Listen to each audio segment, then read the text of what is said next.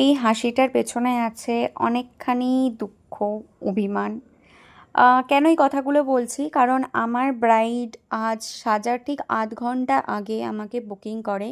তাদের কথা মতো আমি টাইমে ভেন্যুতে পৌঁছে যাই, কারণ বাড়ির থেকে ভেন্যুর ডিস্টেন্স ছিল মাত্র সে 10 একটা মিনিট। মেকআপ আর্টিস্টকে বুক করে অ্যান্ড তাদের মধ্যে সমস্ত কিছু কনফার্মেশন হওয়ার পরেও সেই মেকআপ আর্টিস্ট আজ সেখানে আসে না অ্যান্ড তার সাথে কোনো রকম কন্ট্যাক্ট করেনি।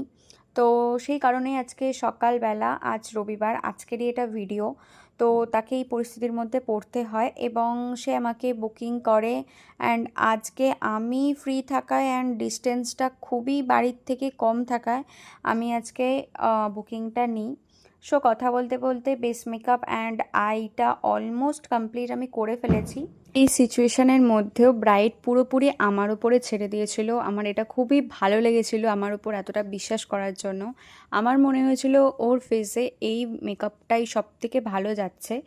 আমি নিউড অ্যান্ড সাটেল মেকআপের ওপর ড্রামাটিক আই রেখেছিলাম, যেটা পুরো লুকটাকে এনহ্যান্স করছিল। আজকে আমার ব্রাইডের ফেসটা ছিল খানিকটা প্রবলেমেটিক, কারণ হাইপার পিগমেন্টেশন অ্যান্ড ফোরহেডের র্যাশেস ছিল। সেগুলো আমি অলমোস্ট কভার আউট করে ফেলেছি। অ্যান্ড যেহেতু হিজাব পরবে, তো আমি কোনো হেয়ারস্টাইল সেরকম করিনি, জাস্ট একটা বার্ন কাপটা করেছিলাম। যখন কমপ্লিট হচ্ছিল, তারপর ওর মুখে একটু হাসি আমি দেখতে পেলাম। প্রথম থেকে ও খুবই টেনশনে ছিল, কারণ আমি টাইমে কমপ্লিট করতে পারবো কি না, সে তার মনের মতো লুকটা আজকে অ্যাচিভ করতে পারবে কি না। পুরো মেকআপ কমপ্লিটের পর হিজাব অ্যান্ড ওড়নাগুলো আমি সেট করে দিই পুরোপুরি।